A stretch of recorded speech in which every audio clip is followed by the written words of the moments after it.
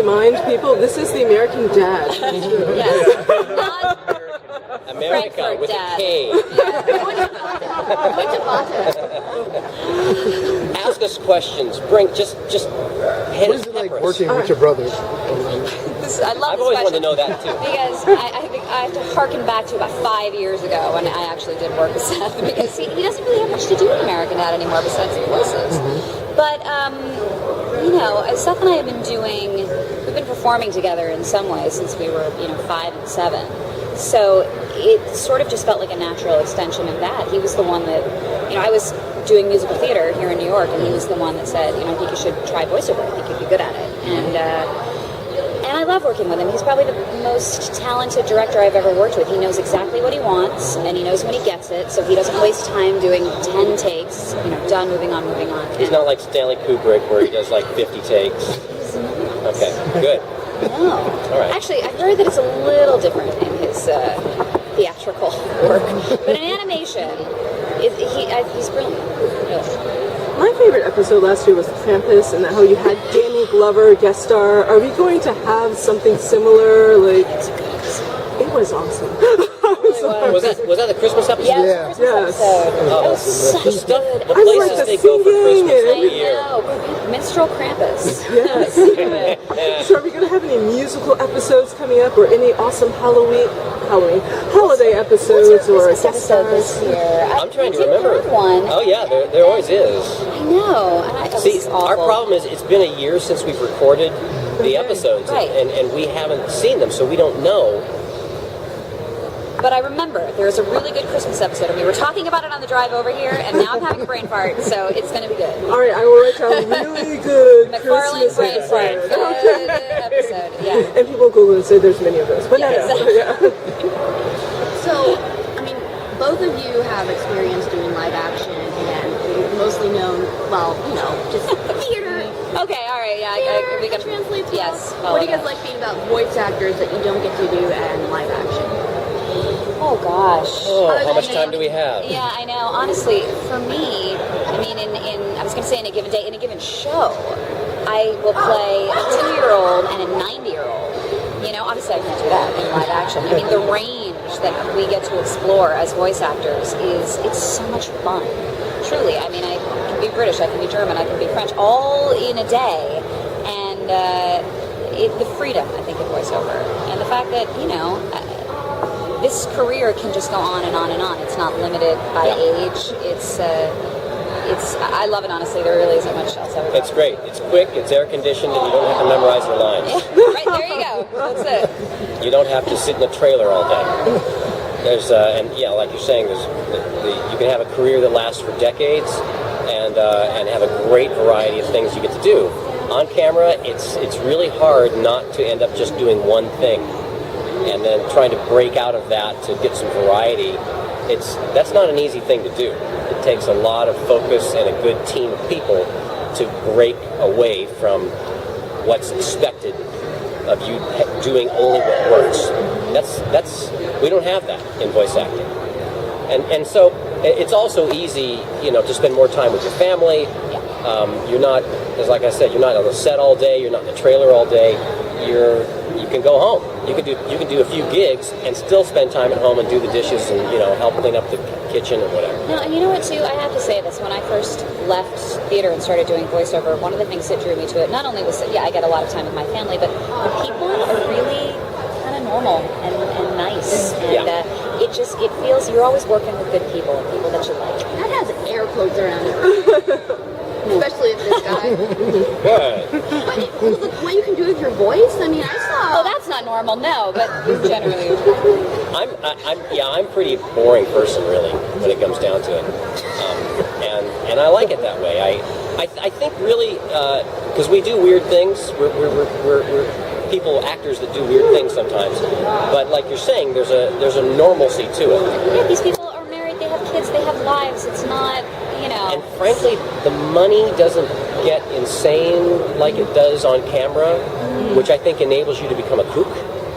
And once you're a kook and there's nobody to say no to you, then you become this monster or a crazy person or whatever. And so for a voice actor, you're a little more down to earth, and the restraining bolt has not been removed from the R2 unit. You're still going to stay around at home. This is why I say no to my brother as much as possible. I'm just trying to keep him grounded. Yeah. Burning plans for American Dad movie. An American Dad movie? That sounds like a great idea, but that's got to be a Mike question. I don't know anymore. Or a Matt question. Yeah. I think it's way, way, way down the line. I think it'll be Family Guy first, and then American Dad. That's my guess. But I mean, yeah, the show has been on now for almost a decade. I think once you reach that point with your show, I think that a feature is sort of the logical extension of that once the show starts to, That would be great. Although they do have Family Guy movie theater screening movies, so of one of the premiere episodes. Did they really? Yeah. I don't even remember that. It's like a year or 2 years ago. Really? So, yeah. Oh, Really? question. How do you two want to see your characters change, or if you could write a plot involving your characters in the show, what would you want to do? I'd like to see a plot where Klaus and Roger try to set up a fish stick factory that sells fish sticks. I think Klaus would sell fish sticks. Yes, I of course he think would. Yeah, he would.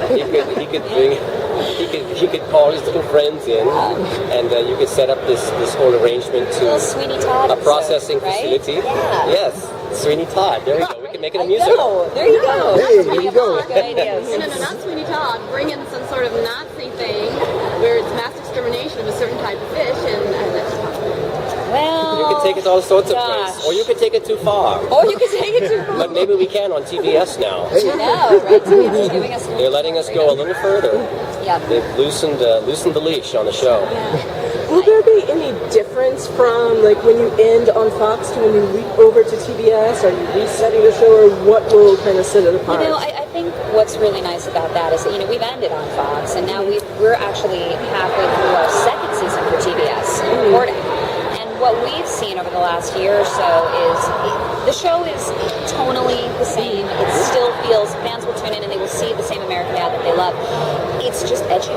We just have more freedom. It's why people watch, the DVD extras, and we can swear on the DVDs. Well, this is stuff you're going to be seeing actually on television. Yeah. And I think it really allows American Dad to be the show that it kind of always wanted to be. It's the same great show, but more. Yeah. More so, I think. It's the TBS is very supportive and very enthusiastic about having the show there, and it doesn't feel like they want to control it or contain it. They want to unleash it and let it be what it is.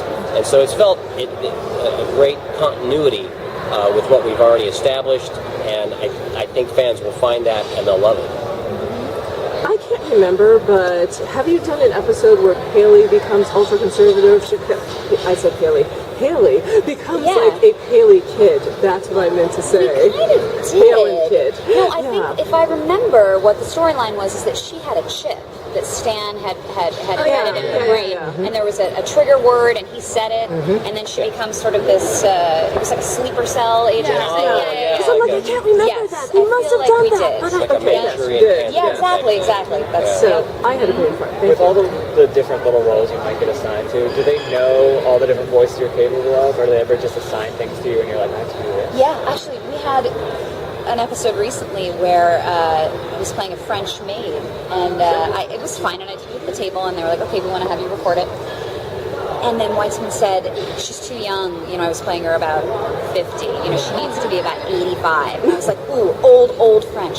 Shit. And I just couldn't get it. There was something about the placement where it was either going to be youngish French or old lady, but there was never the twain shall meet. I couldn't do it. And it was really, really challenging. And I literally had to say, I was like, sorry, I think you found the thing. I can't do old French. Just let it be known, I can't do old French. But they'll have us read various characters in the table read. They'll throw that to the writers as well as us, and they'll give us maybe 3 or 4 or 5 different roles to take a swing at. And sometimes they keep us in that character and let us read it. Sometimes they already have it teed up for a celebrity to read. Sometimes they don't know yet. And so that's sort of a little testing ground for them to see, oh, this actor can do like a little kid, or this actor could do like a muscle man from Bavaria, or whatever. I mean, so yeah, there's good opportunity for that for us in the show too. It's a lot of fun. What are your favorite? I'm sorry. What would be your favorite animated shows outside of American Dad that really sparks interest with you? Oh, mine is so incredibly lame. I have a 4-year-old, so I'm sure you probably don't even know this show. It's called Peppa Pig. It's a British animated show. Has anybody ever seen this? It is so hilariously dry, and I mean, my daughter watches it, and she's getting all the the sort of outward jokes, and my husband and I are just cracking up because he instantly just snuck some things in for the parents so that it's not like torturous to watch it. It's a really good show. I love Peppa. Have you ever seen Peppa? No. Oh, it's so good. No, I haven't. It's adorable. I'll check it It's out. on Nick. Okay, Yeah. I'll check it out. And also on Nick, I love the Avatar series. Yes. Oh my goodness. You watching Legend of Korra right now? I'm not caught up to where we're at right now. I made it through the first book of Korra. It's a show that I'm on too, but I don't love it because of that. I love it because of the writing and the animation.